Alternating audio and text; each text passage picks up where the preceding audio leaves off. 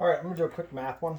I've enlisted the help of my beautiful Bengal cat here, only because she won't move. All right, so a lot of the questions you'll see on math is not memorizing formulas as much as it's understanding what you're looking for.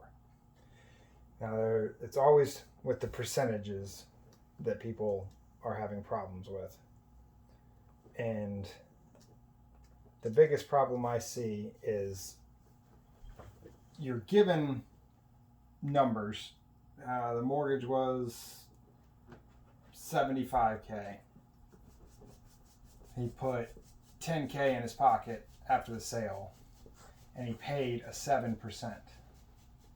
So what a lot of people will do there is I'll add these up and multiply by 7%, and that will give you what 7% of 85,000 is. But here, we're not looking for 10 or 7% of 85,000. We're looking for the entire sale price, the whole, based upon knowing one part. So if we know that part of it is 85,000 and this portion here is 7%, we know this portion of it here is 93%, because that makes the whole. So the whole is equal to 7K plus 10K plus 7% equals the sale price. So what we do here, add these two up, so 85,000 divided by the opposite of that 7%, which is 93%, 0.93. And that equals 91,397.8849685. Okay, so that would be your whole. Now, I hope everybody knows this because this is really important, but when you have a fraction, when you're multiplying or dividing by a fraction, cross out the percentage sign, and that has two circles in it, so go 1, 2, and fill in the blanks. Cross out your two circles, 1, 2. So when you're multiplying and dividing 7%, it's 0.07 or 0.93. A lot of calculators will let you hit divide 7% or divide 93, the percent button, and it'll do it for you. But I find it's better to know how to do that because there are some calculators that do not do that. Now the other end of the problem would be if you know what the whole is and you're looking at or you're trying to find the part based on the whole.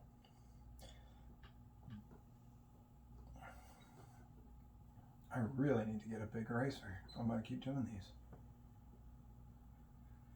If you like these videos, like them, comment, tell me you want a video on something else. I'll make them on anything. I actually enjoy this. It helps reaffirm all of these concepts in my brain. All right, so your whole. Tom sells his property for $95,000. He has to pay a broker 7%. What is his take home? So what is his net profit? So we know that this whole is 95,000. We know we're going to take out 7%. And this, what's left, is going to be his net. So this one, you multiply 95,000 times 0.07, and it gives you $6,650. So when you know the whole and you're trying to find a percentage of the whole, then you multiply. Now that 6,650 is the 7%. So we need to know what the rest of it is. And like I showed you in the last one, this is 100 minus 7%, so it's 93%. So you can now take 95 minus 650, or when you go to do it, you can do 95,000 times 0.93, and you end up with 88,350. It'll come out the same either way you do it. So to sum it up, we have, if you have the whole and you're finding a part, you multiply by the percentage or the decimal. If you know the part and you want to find the whole, you divide the part by the opposite of the percentage. Do it again just to show you. The mortgage was $100,000. He walked away with $50,000, and he paid 7%, or let's go 6%. 6%, and that would be the sale price. So 100 plus 50 equals $150,000. So his mortgage is paid off. He has $50,000 in his pocket, but that's 6%. We need to add that 6% to it. So what we do is we divide that 150 by the opposite of 6%, which is 94%. So put in our calculator.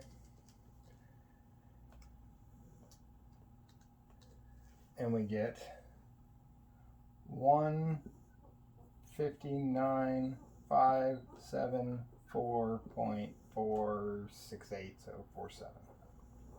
So the total sale price is 159,574.47. And like I said, you can just hit the percent symbol in your calculator.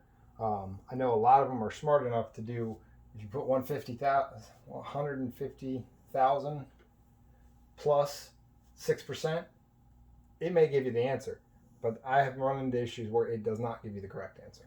So the best way to do it is to understand. If you have a part and you're looking for the whole, you divide by the percentage. If you have the whole and you're looking for a part, you multiply by the percentage.